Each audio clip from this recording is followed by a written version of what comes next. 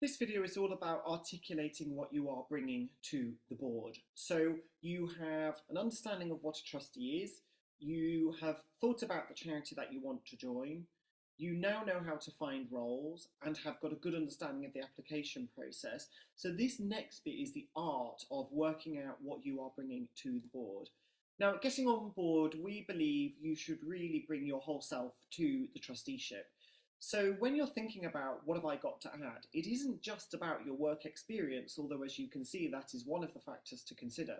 It's also more broad than that. It's about your life experience, any relevant qualifications that you might have, your overall skills and qualities. Boards are collegiate by nature.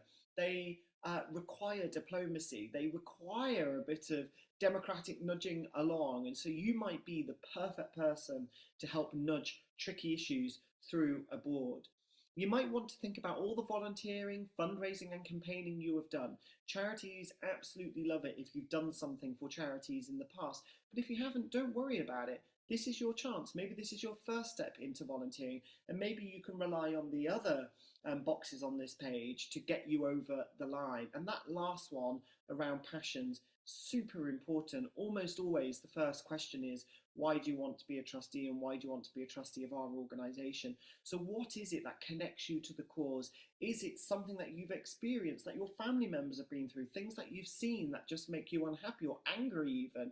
Try and connect why you're interested into what you're bringing to the role. So a deep passion for what it is that the organisation does. Once you've worked out cause, size and stage and what you're bringing to the board, one thing you might want to think about and weave into your application is, what do you want to gain? It's perfectly fine to say in your application material that I really would like to learn more about the mental health sector or about the environmental sector or whatever it happens to be.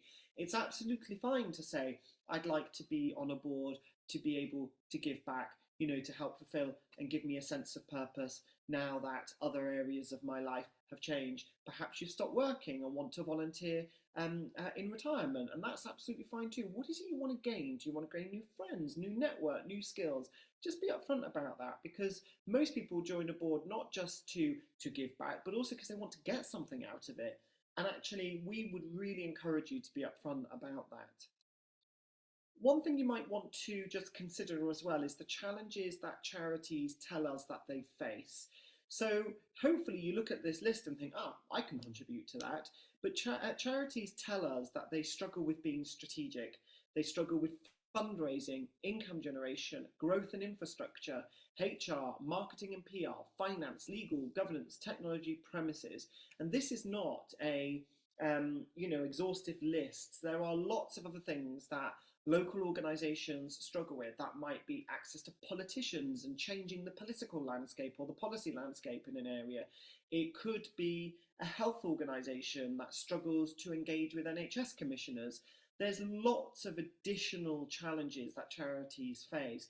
But what you should try and do throughout your search is do a bit of a SWOT analysis for the organisation. If they haven't listed the challenges that they face in their recruitment material, you could have a good old guess, and you could also ask questions as you're going through the application process so that you provide better answers and insight into how you might be able to help the charity with the challenges it faces.